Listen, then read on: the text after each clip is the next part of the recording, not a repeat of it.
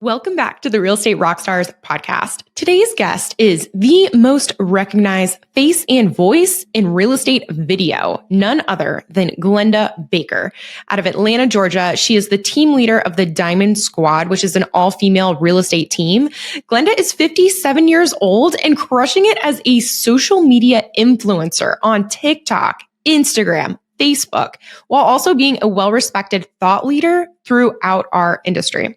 Expect to learn a simple framework for creating viral content, gift giving ideas that you have never thought of before, the number one biggest problem in our industry and how to solve it. Plus, stick around to the end if you want to find out what I did year one that led to 48 transactions in Rookie of the Year. And it turns out Glennda did the exact same thing. And she also credits it as to why she was so successful out the gate. It's a twinning moment. Okay, guys, have you checked out our YouTube channel yet? Have you subscribed? Have you commented on everything? If not, now is a great time to do so. And also check out the link in our show notes for our 2025 Real Estate Rockstars Mastermind. Slots are filling up, so you got to lock yours in today. And last thing, if you hear something, see something that you think could be done differently or better, or there's like a guest or a specific topic that you want me to dig into, let me know on the gram at The Shelby Show. And now, Rockstars, please welcome Glennda Baker.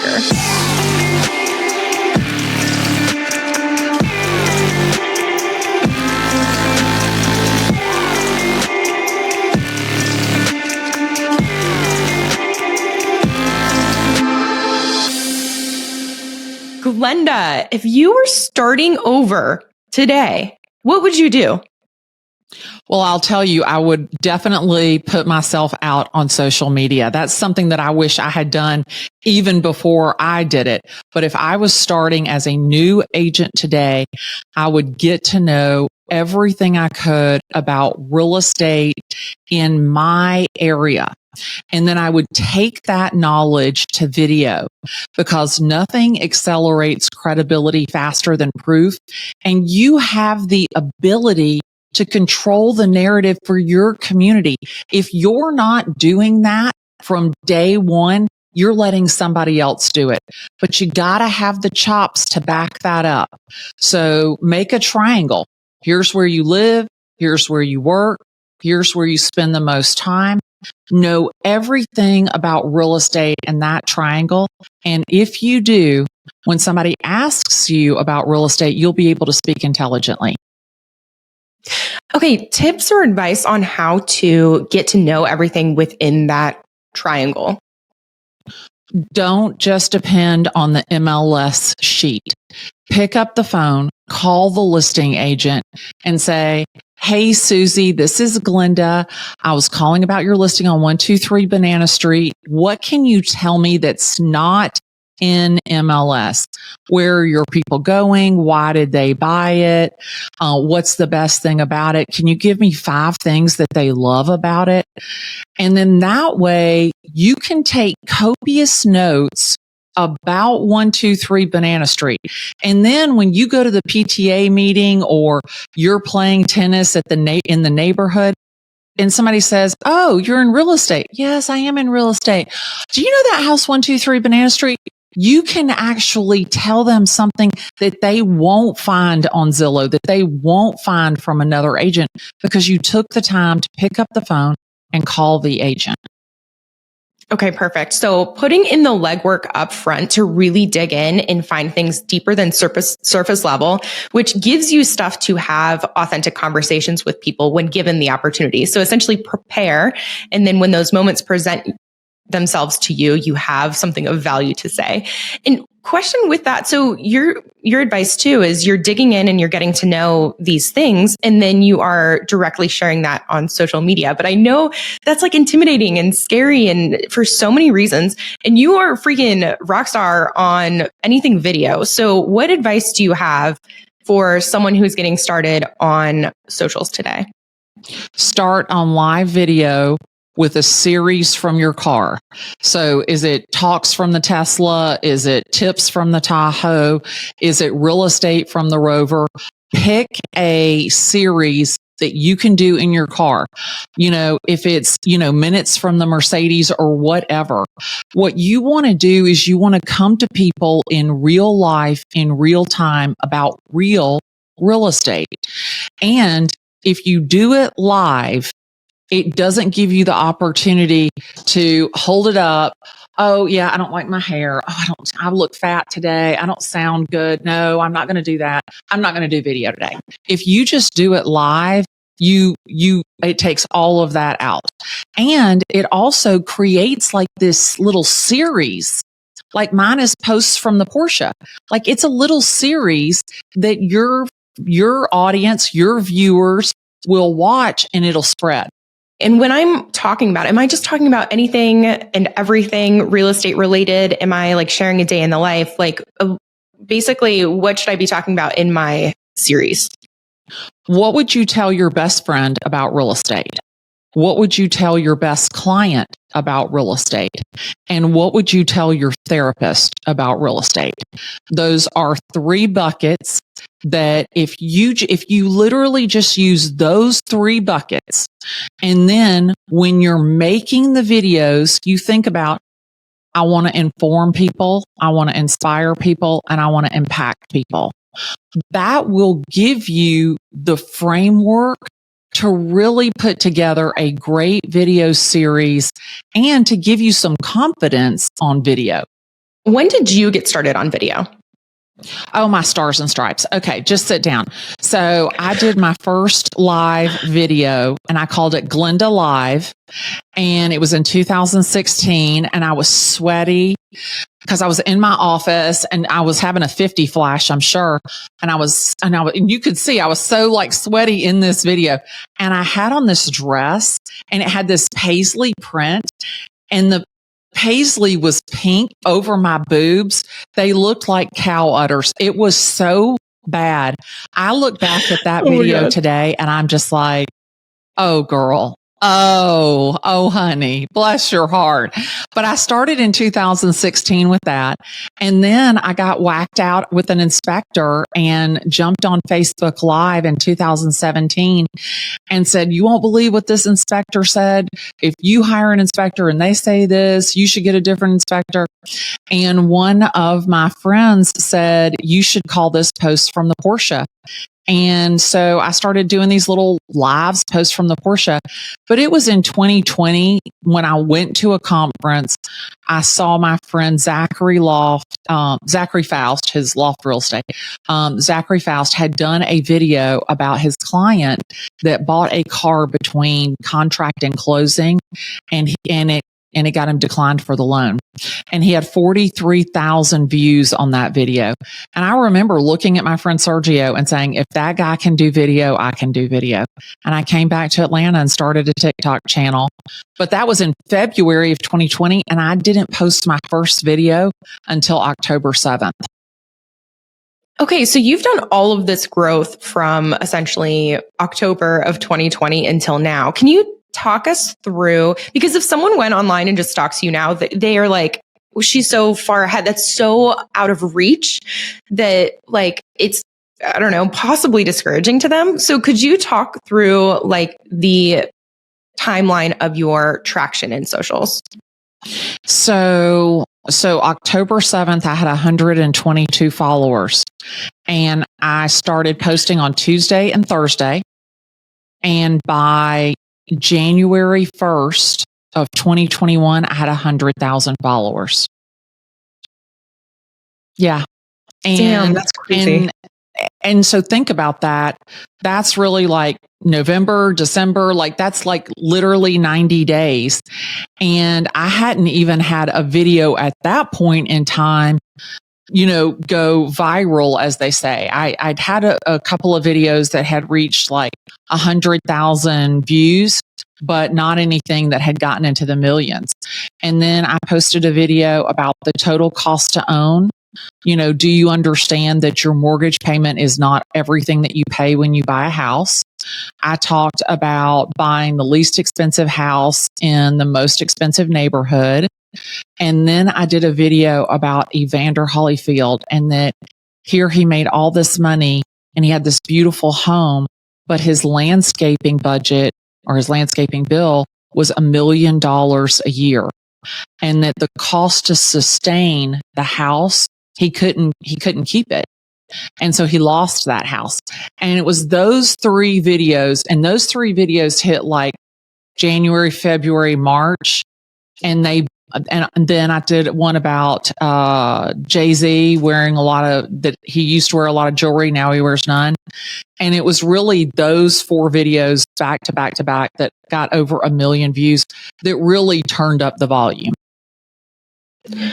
Looking back now, hindsight 2020, what do you believe was what is like the secret formula? Is there a secret formula about why those took off? And do you just like replicate that now within your business? Because I know listeners are like, man, I just want to create a couple videos that really resonate and really pick up traction. How do I do that? So for me, the formula is real, relatable, reliable, and relevant. And I'm a 57-year-old real estate agent in Atlanta, Georgia. I'm not selling $100 million homes. I'm not selling penthouses to the president. Like, that's not what I'm selling. I'm selling regular houses, like Bobby and Susie buy, the everyday person.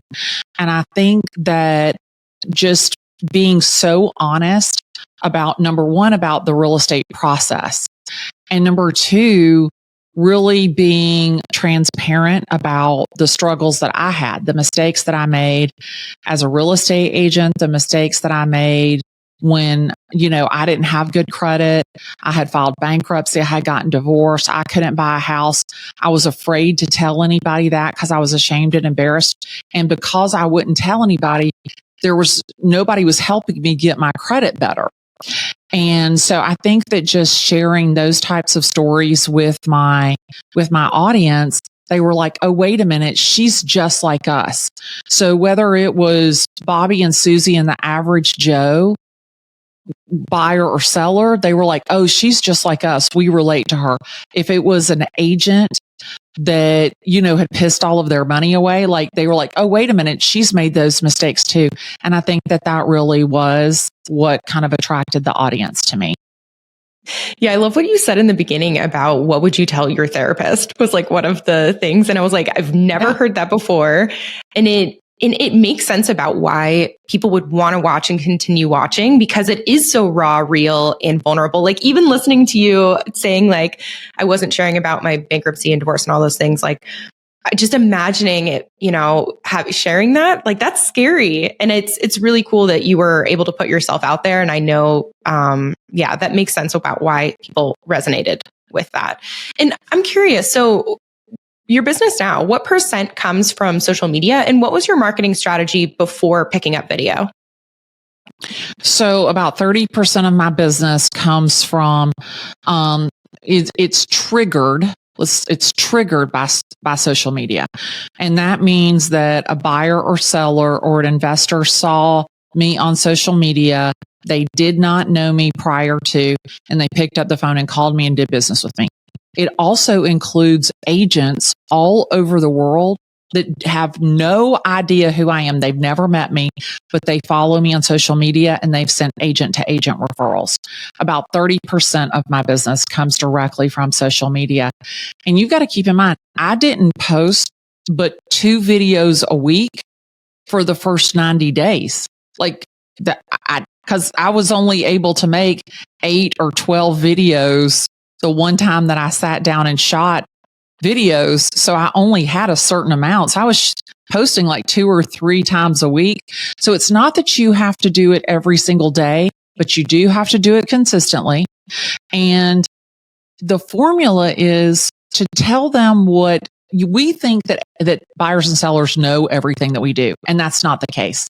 I'm not walking around in a septic field in my stilettos. This is not selling sunset down here. I'm just telling you that right now.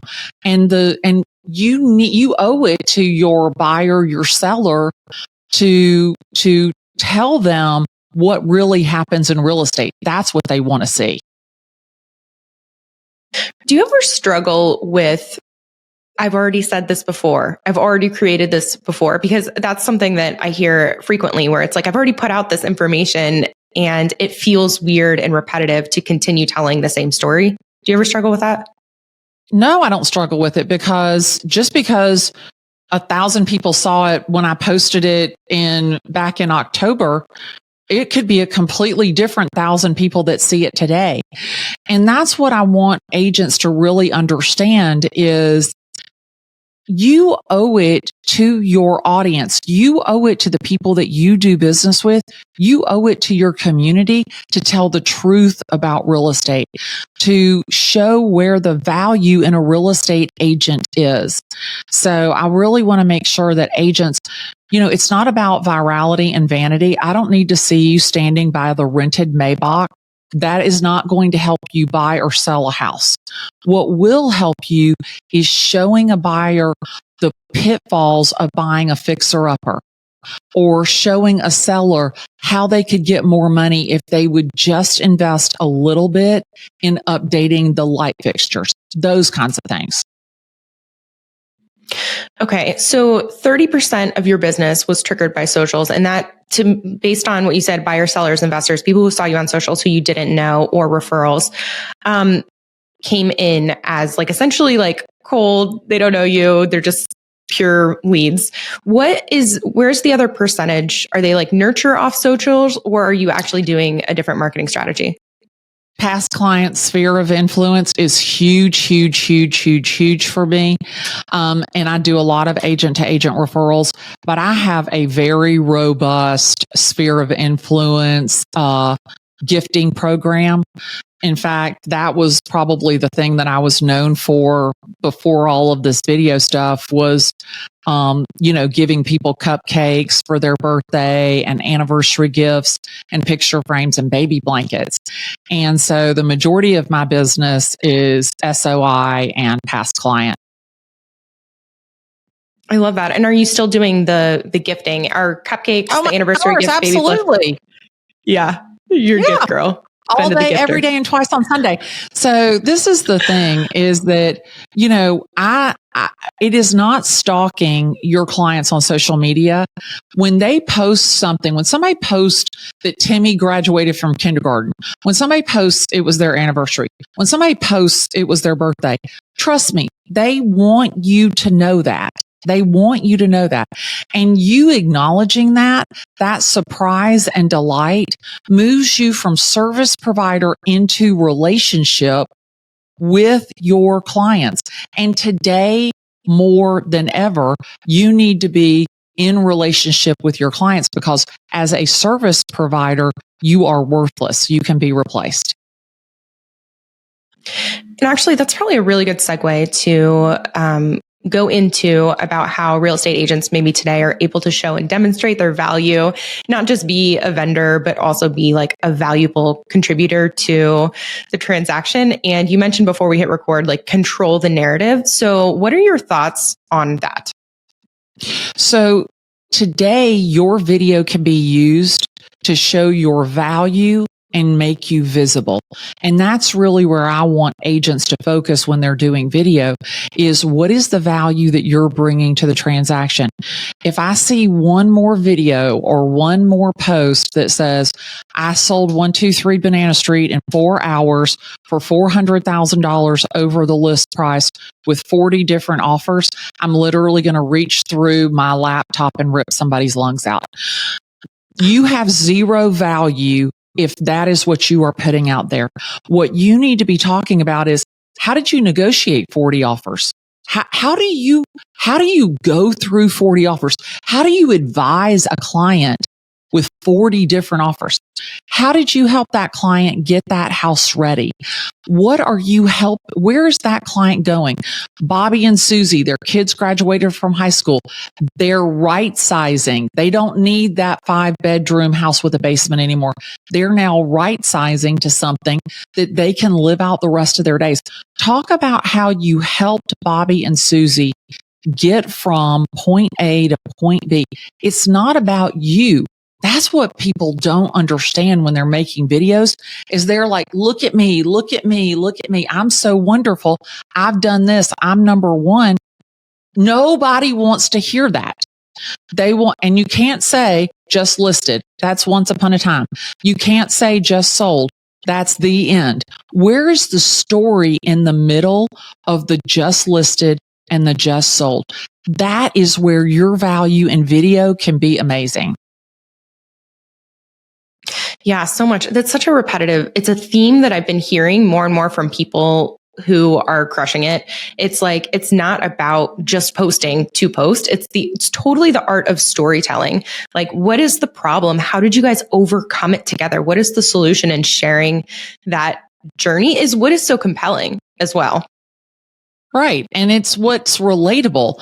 And think about it. When I'm talking to someone and I'm saying, I stood in fear for 3 years. I had filed bankruptcy. I had late payments on my credit. My car had been repossessed.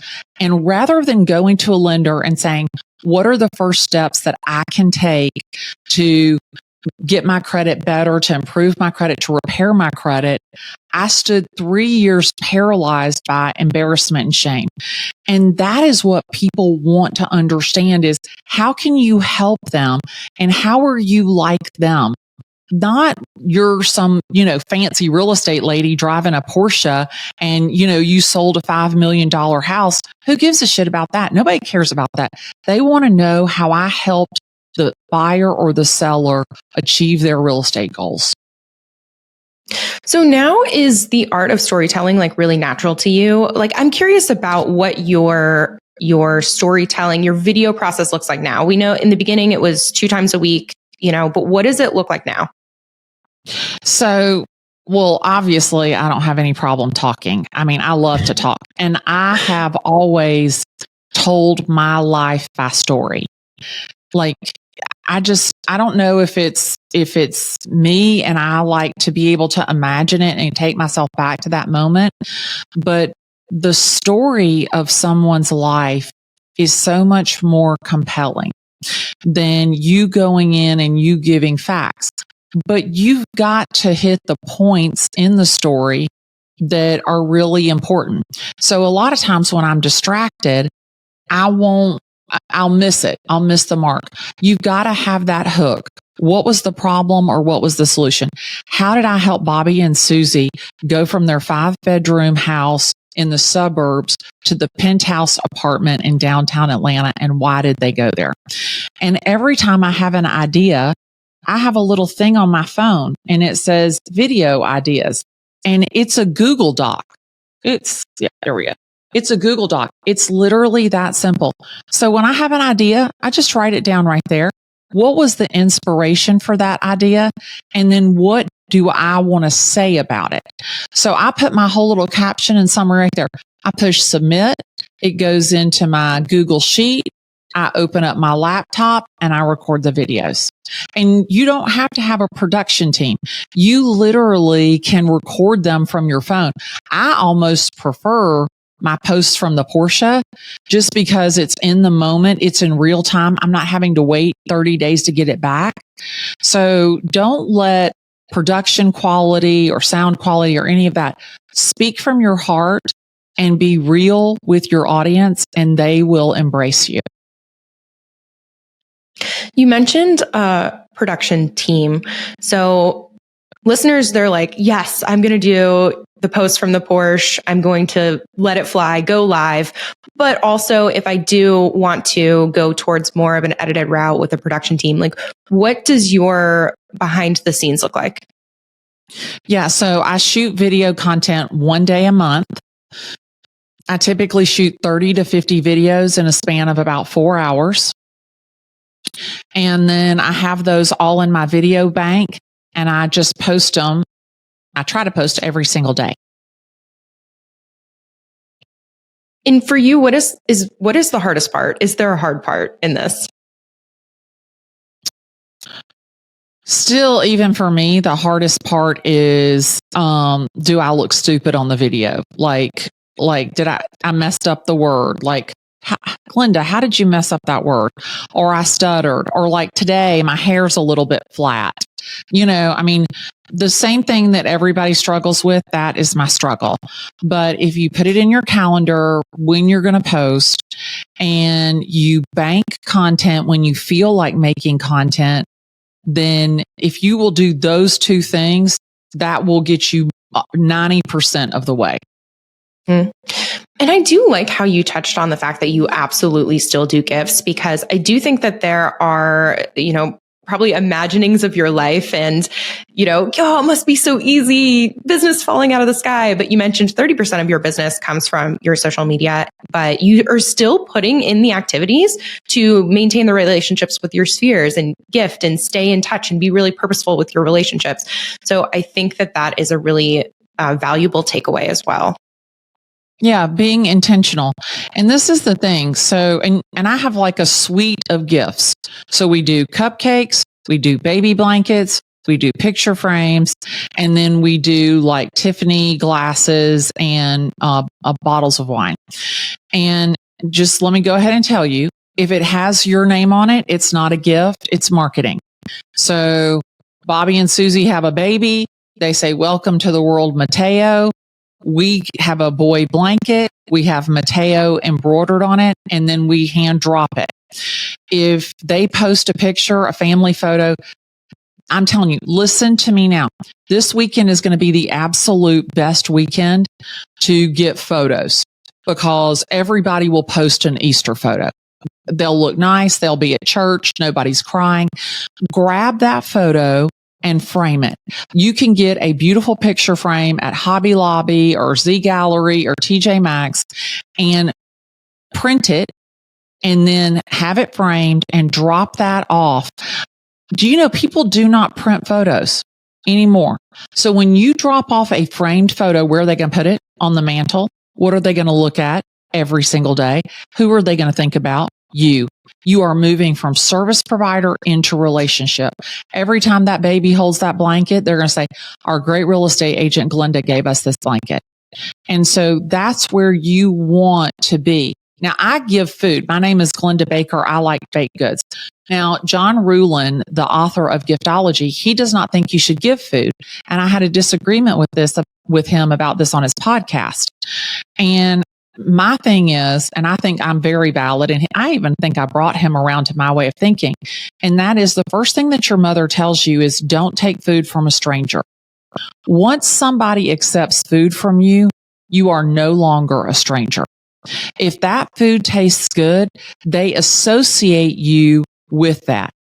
And anytime that you have the opportunity to have an event in your home or in your office and serve food, once somebody crosses the threshold of your home, you are no longer a service provider. They are in relationship with you. And that's really what we strive for. Those are really good nuggets, the Easter photos, the food. And you talked about gifts. Do you have any other things that have worked really well for you in transferring from the service provider into the relationship that you want to be in?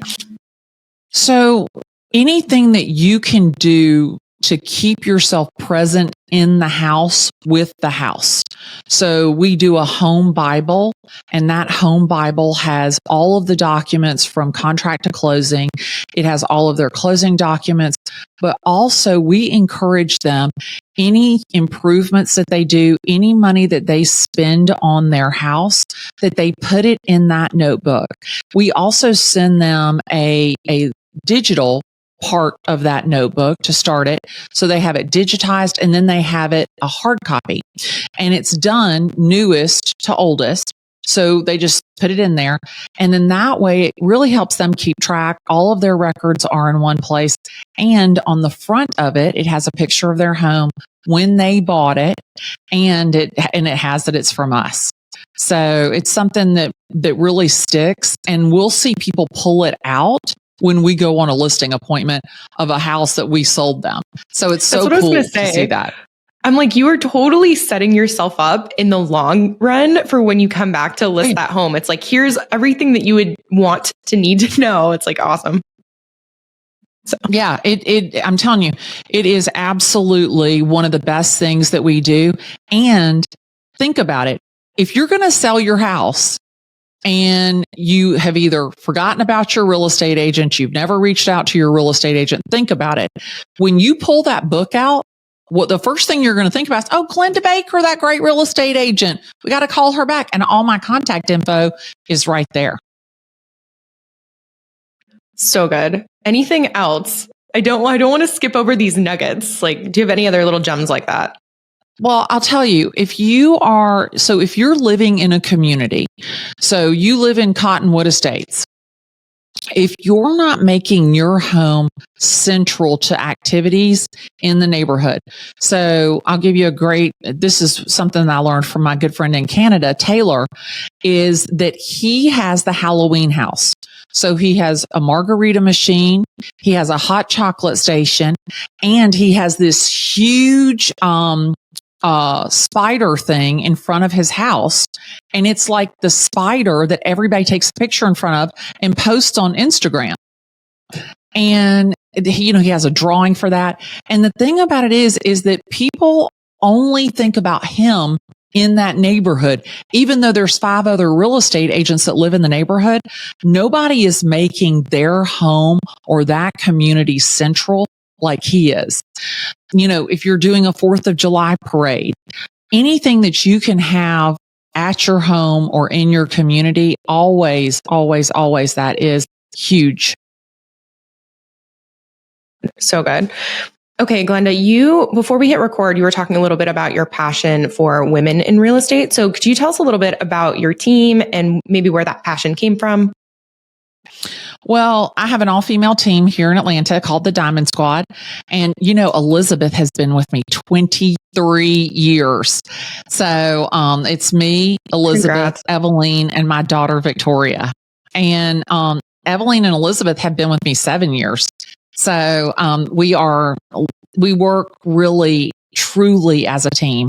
There is no competition between us. It is us against the world. And we're here to jump in if anybody needs help or anybody needs anything. So I've had men on my team before, but I am a big proponent of women. And maybe because I've been divorced, maybe because I was a single mother, maybe because I saw my mom raise me as a single mother. But I want to do everything I can so that, number one, so that women in business can get ahead, but also so that no woman is ever forced to stay somewhere and can't get out because they don't have the financial means, they don't have the independence.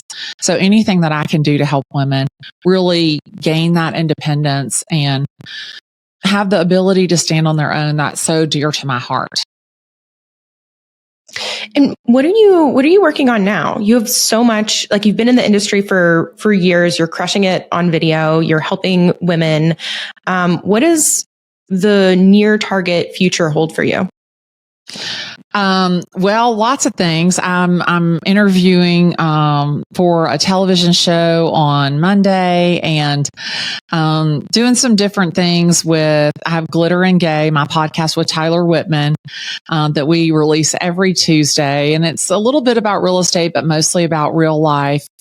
And I'm going to continue to do my videos and talk to real estate agents and raise up, level up the agents in our industry and really work hard to show the consumer, show the buyer and the seller that we are really a valuable piece in the dream of homeownership, that we can't be replaced and you can't get rid of us. So there's lots of good things, but I have a podcast coming out called The Voice on Real Estate, and it starts to air right after tax day. So I'm all excited about that. Okay, perfect. You mentioned being passionate about making a difference in our industry, and I'm curious, what do you view as the biggest problem within our industry from the agent's perspective or abilities? That the bar to entry is so low, that it is the easiest license to get, but the hardest business to make any money in. And I have a little mastermind called Greatness with Glennda.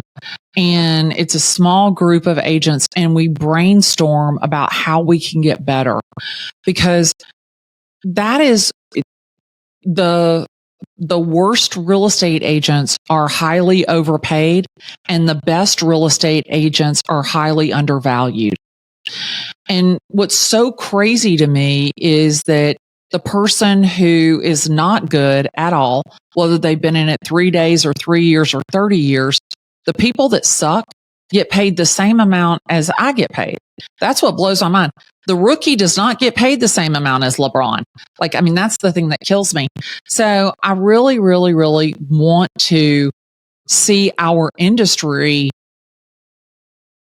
make an effort to raise the quality of the agent up. And I really think that that's the biggest hole in our industry, because you've got people who don't know what they're doing, and they're telling everybody they're a real estate agent. So those of us who really do know what we're doing, if you've had a bad experience, you think we're all like that. So I want to have everybody be the Michael Jordan of real estate, not just me. Do you have any recommendations or thoughts on how you think we should do that as an agent, as an industry, how we can raise the quality of our agents? I think personally myself, I think that there should be a minimum standard of income, a minimum standard of transactions, because this is the thing, is that if you go and get your license to be a pilot and you never take off and you never land, even if you've had your license 30 years, you probably suck at the takeoff and the landing. Very similar to real estate agents. If you've had your license 5 years and you haven't sold but 3 houses, your proficiency to interpret the contract, understand the value of a house, protect your buyer or your seller is very low. And I really feel strongly that there should be a minimum standard of production for everybody to be able to call yourself a real estate agent, because I'm sure you do too. The people that suck, you've got to do their job. They're more of it's not that you just have to do their job. It's just, they're more likely to throw us off track than anything. So I wish I could get rid of the people who have a license that don't sell anything. Yeah, it's an interesting thing to think about. It's like, how do we fix that problem? Because I do agree. And I remember even my first year, I did 48 transactions my first year. And I remember having agents, call me and be like, well, I've been in the industry for 17 years. They always try to use that line. And it's, if you pull them up in the MLS, it's just hard to interact in an industry where, you're right, the production levels aren't the same, where it's like we're all equals, and yet our experiences, our competency, our ability to serve clients is vastly different. Yeah, you think about Steph Curry. Steph Curry does 500 3-point shots just in practice every single day. Think about, as a real estate agent, if you just had to write one dummy contract every single day and get it graded by your lender, by your attorney, by your broker, that in itself would really weed out the riffraff, because how many contracts have you seen that have been written like shit? It's just, that's the thing, is just those minimal things to make. I don't need another class on code of ethics. And this is the thing that kills me, is the people who are going to be shisty, it doesn't matter if they take the code of ethics class, they're still going to be shady, right? Whereas if you graded people on their ability to write a contract, their ability to interpret a CMA, that's what's going to show you who is a good real estate agent, for God's sake. And I'm curious, so Glennda, with you, you're a thought leader in our industry. You're definitely looked upon as a leader. And how are you how do you stay on top of your own personal development? What content are you intaking? What books do you read? Or how do you keep yourself at top level? So I was at a mastermind on Monday with a group of, highly productive agents. Anytime that I have the ability to get into a room and just absorb and consume knowledge, I love to learn. I was the last kid picked on the playground. I barely got out of high school, but I love, love, love, love, love to learn. And it really blows my mind that agents are just sitting at home, not doing anything, not taking in content that would help them.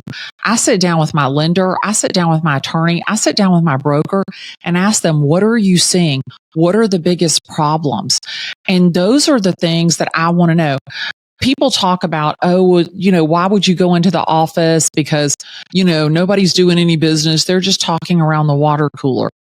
Well, if you surround yourself with people that are doing business around the water cooler, you'd be surprised how much you'd learn. This girl, she's just got into real estate. She's had her license 3 days. She comes to my caravan yesterday. Yeah, yesterday's Tuesday. She comes to my caravan yesterday and she hears me and another experienced agent talking about a listing appointment that we both had. She went on the listing appointment and I went on the listing appointment. Neither one of us got it.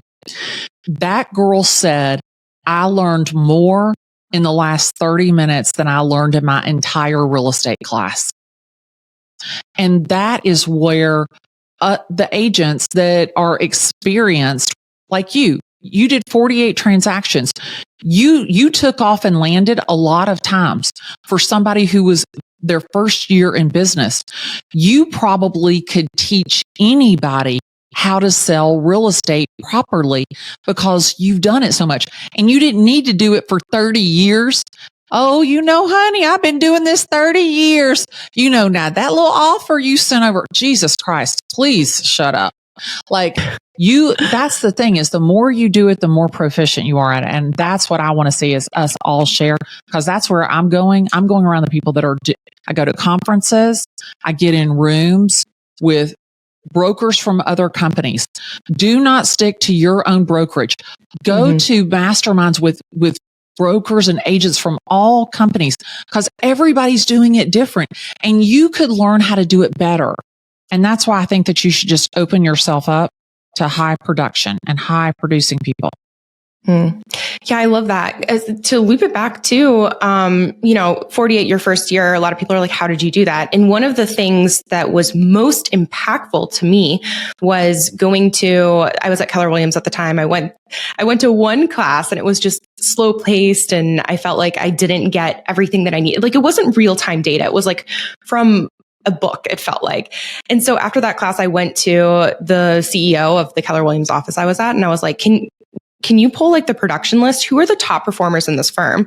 And I took the top 5 and I tracked them down, called them, stalked them like, hey, and I didn't ask for them to train me because I knew that would take time and energy and they don't want to do that. I was like, can I just exist where you exist? Can I ride in the car with you on the way to a listing appointment? Can I sit there quietly? Can I listen to your phone calls? Can I stand over your desk and watch like the emails you're sending? Can you CC me on that?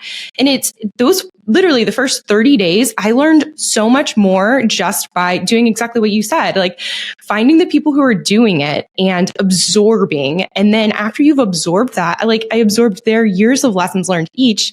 Implementing is a lot easier after that. What year was it that was your first year? 2018. Okay. So sit down. 1992, September 4th, I get into the business. I find the number one agent in the office. I move my cubicle over outside of her door. She had a private office. I move my seat over to outside of that girl's door. I listen to her talk on the phone to her clients.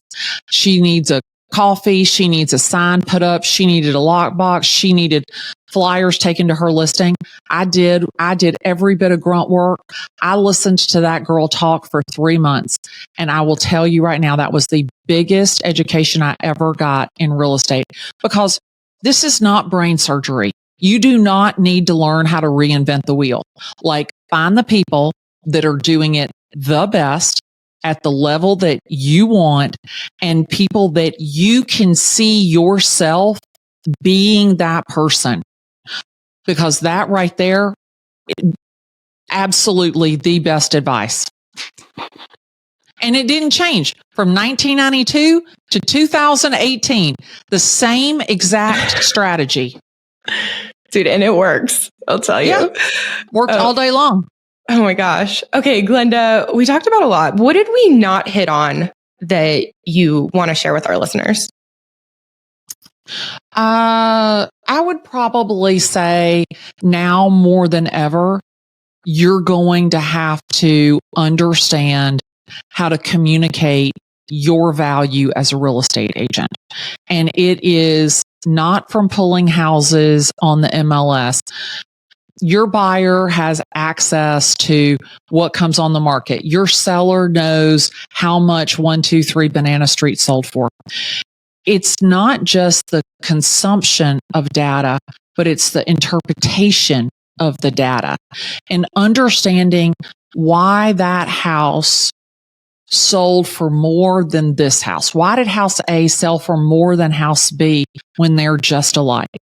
Or why was someone willing to pay this for a house and nobody was willing to pay for that? That is where your value is going to be, to speak confidently, to provide clarity, to provide certainty, and then to be able to transfer that confidence to your buyer or your seller to make an investment in you as a real estate professional so you can help them. Love. Okay, Glennda, we're heading to wrap up. Wrap up question number 1. What is your favorite app or tool? Google Sheets. I'm telling you, Google Drive is highly underrated. I don't have to pay for it monthly. I'm not tethered to it. I own all of my data. I don't have to worry about a subscription or a credit card payment. Google Drive. If you are not putting everything in Google Drive, you're missing the boat. Totally. And in the beginning, I used to have so many things on my desktop, like Word documents, PowerPoints, all of that stuff. But like having the ability to have the Google Doc on your phone and on your computer, like sync seamlessly, it's a beautiful thing. Yeah. Yeah. I mean, think about the video ideas. That's a Google form. It goes into a Google form, into a sheet. I open up the laptop and go straight down. Praise the Lord and pass the money. I mean, come on now. Glennda, what events are you going to in the next 12 months? What events am I going to in the next 12 months? So I go to Tom Ferry's Summit. I go to Inman Connect in Las Vegas, and I am actually speaking at the Las Vegas Realtors Forum in August. So I'll go to those events. A couple of things that I'll go to that aren't real estate related. I will go to a Brendan Bouchard conference. I like to go to conferences that are not real estate specific because I think that you can learn. Maybe you can take away something that you can apply to your real estate business. And there's not a bunch of real estate agents there. It just opens you up to a completely different group. Totally agree. The Traffic and Conversion Summit I went to in January, which is like a digital marketing fest, it like blew my mind. It was amazing. So totally with you on that one. Glennda, how can listeners help you in your business? Well, you can help me by sending, if you know anybody that wants to buy or sell or invest in Atlanta, Georgia, my team and I would love to help you. You can always find me, Glennda Baker, Glennda, Glennda Baker, hashtag Google Glennda. I've trained Google that you only need to put in my first name to find me. So whatever platform you're on, you can find me there and send me a referral. Think about me. And if I can ever help you, I would love the opportunity. Oh, you stole my thunder. My next question was where can people find you? But you nailed it. You are all over the internet. So guys, go and show her all the love in the world. So Glennda, thank you so much for coming on the show today. It has been so fun hanging out with you. Thank you. I am honored that you allowed me to talk to your audience. You have an amazing audience. I am a member of your Facebook group, and I got to tell you, it is one of my absolute favorite groups to be in. You're the best. Awesome. Well, Real Estate Rockstars, thanks for listening.